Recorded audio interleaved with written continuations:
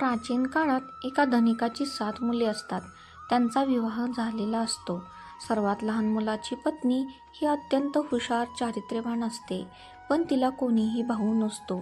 एके दिवशी घरातल्या मोठ्या सुनेने घर सारवण्यासाठी विशिष्ट मातीची मागणी केली. ते घेण्यासाठी सर्व सुना एकत्र फावडा खुरपं घेऊन निघाल्या. माती खोदण्यासाठी जंगलात गेल्या.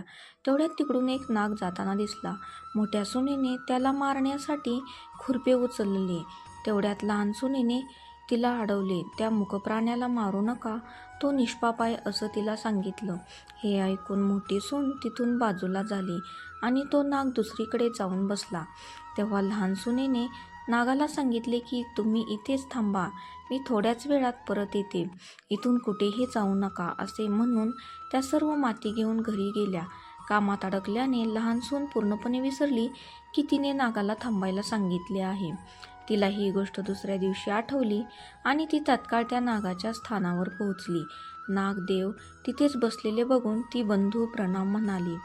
नागदेव म्हणाले, तू मला बंधू म्हटले आहे म्हणून सोडून देतो, अन्यथा खोटं बोलल्यामुळे मी तुला डसला असतो. तेव्हा तिने नागाची क्षमा मागितली. त्यावेळी आजपासून तू माझी बहीण आणि मी तुझा भाऊ, माग तुला काय हवे आहे असे नाग तिला म्हणाले. त्यावेळी माझं कोणी नाही, तुम्ही माझे बंधू झालात याचा मला फार आनंद झाला असं ती सांगते. काही दिवसानंतर तो नाग मनुष्य रूपात तिच्या घरी येतो. माझ्या बहिणीला न्यायला आलोय असं म्हणतो. त्यावेळी घरचे नकार देतात. तिला कोणीही भाऊ नाही असं सांगतात, पण तो दूरच्या नात्यातला भाऊ असल्याचा विश्वास घरच्यांना देतो. त्यानंतर तिला घेऊन जातो. वाटेत तिला सांगतो की मी तोच नाग आहे ज्याला तू भाऊ मानले आहे, त्यामुळे घाबरू नकोस. वाटेत जिथे अडचण येईल तिथे माझी शेपूट धर. त्याप्रमाणे तिने घरी पोहोचली. तिथलं धन ऐश्वर्य बघून आश्चर्यचकित झाली. एक दिवस त्या नागाच्या आईने तिला सांगितलं की मी एका कामाने बाहेर जात आहे, तू आपल्या भावाला दूध देशील. तिला हे लक्षात राहिलं नाही. तिनं गरम दूध पाजलं, त्यामुळं नागाचे तोंड पोळलं. नागाची आई फार रागवली, पण नागाच्या समजवण्याने शांत झाली. नाग म्हणाला, बहिणीला आता तिच्या घरी पोहोचून द्यायला हवे. त्यावेळी नागबंधू त्याच्या वडिलांनी तिला भरपूर सोने, हिरे, माणके, कपडे देऊन तिच्या घरी पोहोचवले. एवढे सगळे बघून मोठ्या सुनेला ईर्ष्या झाली. ती म्हणाली, तुझा भाऊ फार श्रीमंत आहे, तुला त्याच्याकडून अजून धन आणायला हवे. हे ऐकून नागाने सर्व सोन्याच्या वस्तू आणून दिल्या. त्या मोठ्या सुनेने झाडू सोन्याचा मागितला तर तोही आणून दिला. लहान सुनेला नागाने एक सुंदर हिरेमाणकाचा हार दिला, ज्याची कीर्ती तिथल्या राणीपर्यंत पोहोचली. तिने राजाला सांगितलं की मला तो हार हवा आहे. राजाने फर्मान सोडलं की त्या धनिकाच्या सुनेचा तो अद्भुत हार आणून द्या. धनिकानेही घाबरून सुनेकडून तो हार मागून घेतला. त्या सुनेला यामुळे फार दुःख झाले. तिने नागाला प्रार्थना केली, राणीने माझा हार हिसकावून घेतला आहे, तुम्ही असं काहीतरी करा, जोवर हार राणीच्या गळ्यात असेल तोवर साप बनेल आणि जेव्हा तो परत माझ्याकडे येईल तेव्हा हिरेमाणकाचा होईल. नागाने तसेच केले.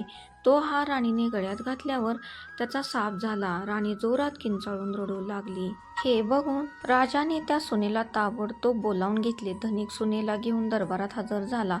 राजाने तिला विचारले की तू काय जादू केली आहेस, खरं सांग, नाही तर तुला शिक्षा करेन.